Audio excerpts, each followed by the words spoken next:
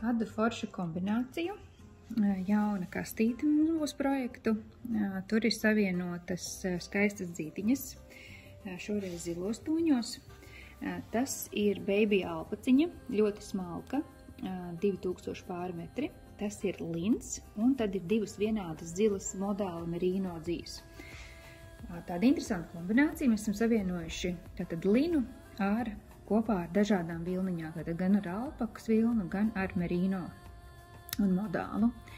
Kas man patīk šajā kombinācijā? Kad lins iedod tādu specifisku struktūru, ja, tātad mēs jūtam šo linu, viņš tur ir, kā saka, pēc taustas ir jūtams, un tas arī ir vajadzīgs, un viņš iedod tādu skeletiņu, tādu formu, ja, tam adījumam. Tātad šis ir patenta adījums vai angļu valnītes, kā kurš viņu sauc.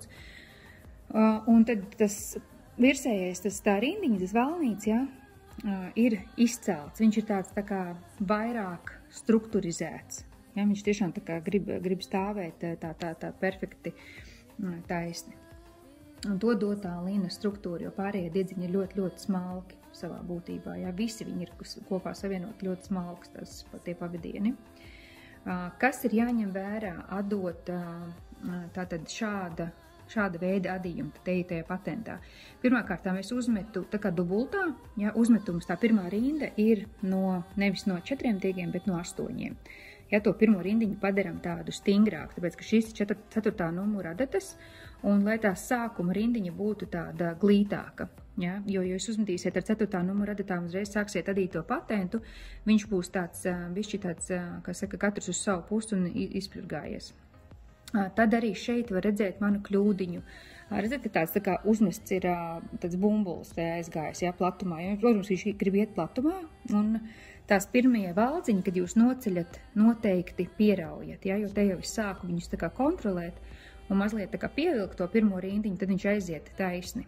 Ja. Tas nebūtu nekas traks, ja jūs pēc tam tā ir jaka un jūs sašujat, vai džempers, ja, un sašujat viņu vīlītē iekšā, to, protams, redzēt nevarēs, bet patīkamāk pašam, ja to pirmo valdziņu jūs mazliet pievilksiet klāt ciešāk. Tad kastītē ir, katrs pavadiens būs 2000 metri, tad visi 4 pavadieni ir jāliek kopā.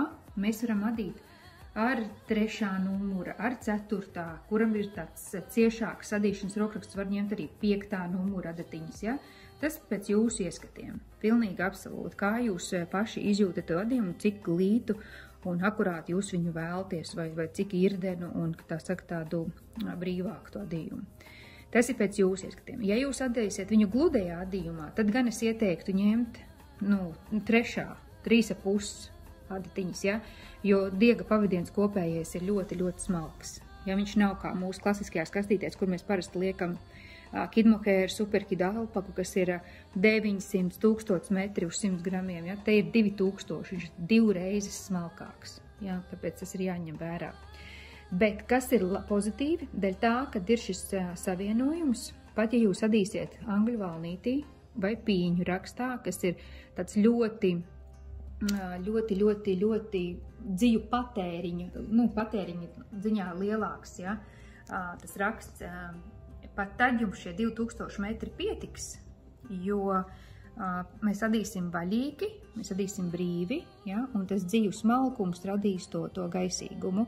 Ja jūs, protams, paņemsiet 2. numura adatas un adīsiet ļoti, ļoti ciešu blīvu adījumu, tad, protams, tad ir jārēķinās ar mazāku izstrādājumu vai izmēra ziņā vai garuma ziņā, ja? Tad jums var nepietikt. Bet principā no 2000 metriem jums ir jāpietiek SM izmēram garākai jakai un LXL izmēram īsākam klasiskai piegriezuma džemperītim. Tā kā skatieties mūsu online veikalā, būs ar linu šobrīd pieejama kombinācija šī zilā un arī tāda pati zaļa. Jūs redzat arī piemeklēts modāls ar merino zaļā, tad olīvkrāsas tonīts zaļš lins un melanžēta raibā albaciņa zaļie tonīši.